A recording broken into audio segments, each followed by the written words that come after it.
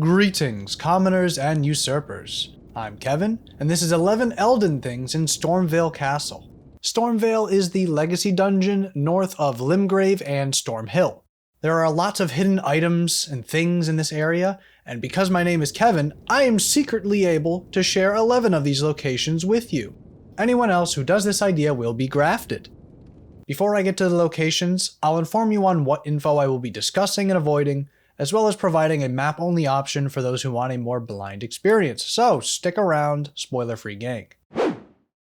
So I'm going to be sticking to my regular system of presenting information to you, and that is showing marked map locations, official or non-official location names, location entrances or spots, prerequisite items like keys, vague reward descriptions like large magic weapon or NPC dialogue, and partial weapon/item showcases, and not showing dungeon guides, enemy guides, boss names or guides, highly specific reward locations, and detailed reward descriptions or stats. But because of the way Stormveil is structured, I'm going to have to make some tweaks. Since this is a legacy dungeon, there are a lot of paths and rooms that overlap, and a dot on the map can only do so much. So during the gameplay portion of the video, I am going to be more generous in showing the locations I am talking about, so you have an actual idea of where I am. For those who want even less information, I will still be providing a map locations only option. However, I don't know how effective this is going to be this time around. Regardless, if you want the complete spoiler-free option with only map dots, you can click on this timestamp or click the map only timestamp in the description. You have 10 seconds starting now to skip ahead if you want. Feel free to explore the map there, but for everyone else, let's get to the list. Spot 1 can be located early on if you chose to take the side entrance into the castle rather than the main gate. Traveling along this path and up the rafters will lead you to a closed metal door. When opening this door, you likely notice the item directly in front of you. However, without a light source, you might not have noticed the chest in the back left corner. Opening this chest will reward you with a talisman, which, when worn, will enhance your guard counter attacks. For those who don't know, the guard counter is the heavy attack performed directly after blocking an attack with your shield. Certainly a useful charm option. Our second spot is located up high. There are a lot of parkour options in the castle, and a lot of items that you could have missed on the rafters. Of these, I think the most important is the charm located at the highest point here. Traveling around this path will lead you in the right direction, in which case you can get to this tall tower with an item and several eagles. This item is a charm that'll increase the effectiveness of your jumping attacks. Very appropriate for this area. Spot 3 is the bridge at the rightmost part of the castle. If you came to this location, you likely picked up the item on the close end of the bridge, which was a talisman that provides electric resistance. However, you might have missed the extra item on the broken end of the bridge. This is an armor piece which is in a very precarious location. However, you may have some interest in grabbing it. Be careful though.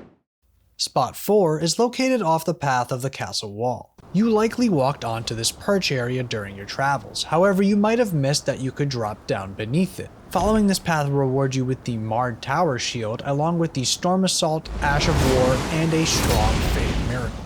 That is a lot of items in one place. Location 5 can be found out of the courtyard into the descending path. This will lead you to a spice room with a gargoyle gate.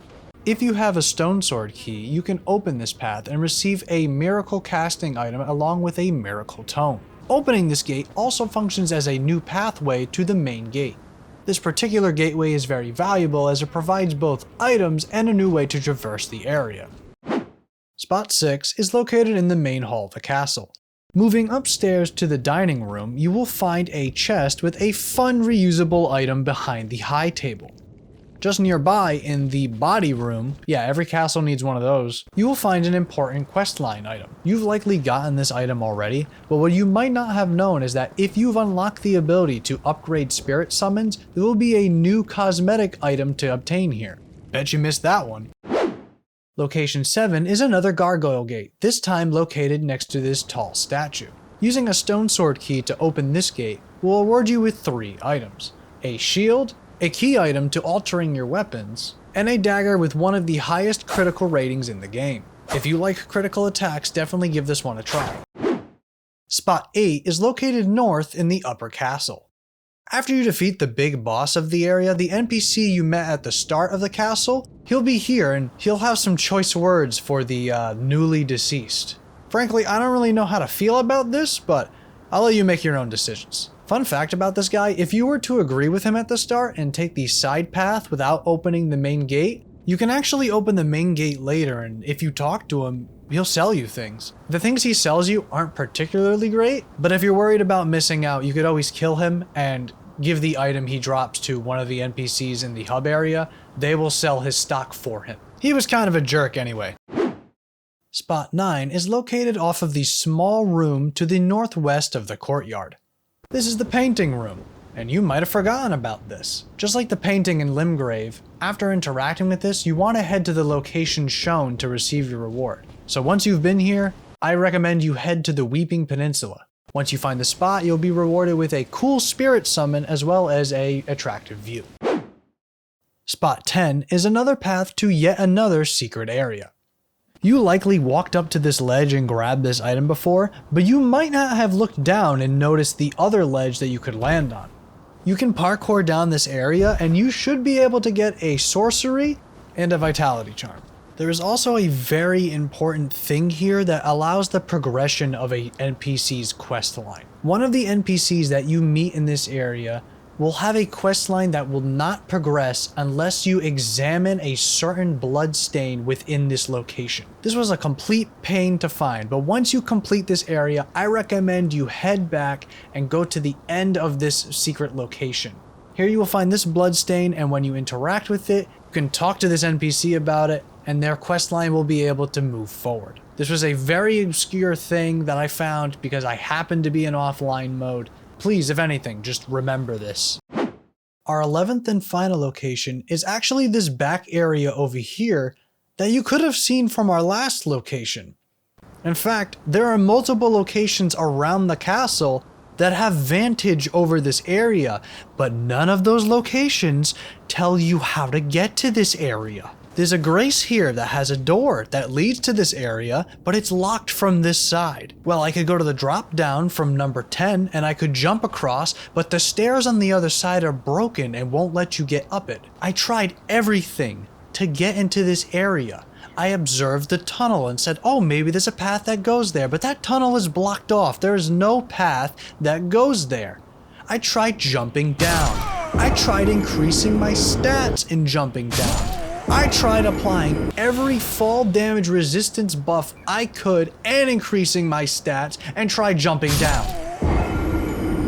None of that worked. I was going mad trying to find out how to get to this stupid area. It probably wasn't even worth it. And finally, after so much time, I found it. If you want to get here, go to this room where it looks like a giant ball rolled through it and there's this big crater, and come to this spot. Are you ready? Are you ready to see the magical trick and how to get to this stupid location? Amazing. I don't even need to show you the whole path. I'm sure you can figure it out, but just follow this along and you will get there. Oh, I had to include this. I had to include this purely from frustration of trying to find this damned spot. You don't even really get anything good out of this, by the way. You get a tower shield and you can unlock that door, but that's about it. Hope you're happy. So that was 11 Elden Things in Stormveil Castle. I hope you all enjoyed this one, because I got some really obscure things on this list this time around. Whenever I make these videos, I like to explore everything an area has to offer before I pick my list of 11 things. And yeah, honestly, I'm pretty proud of this one. There's some good secrets in there. For those who skipped ahead, here's the map. No spoilers from this point on. You can go to these locations in any order you want, but remember, some of them may require prerequisite items, and it may be kind of difficult to find using the map alone. Regardless, I wish you the best on your ventures. Anyway, thanks for watching. Remember to feed Torrent, praise the ring, and I'll see you in the next one. Peace.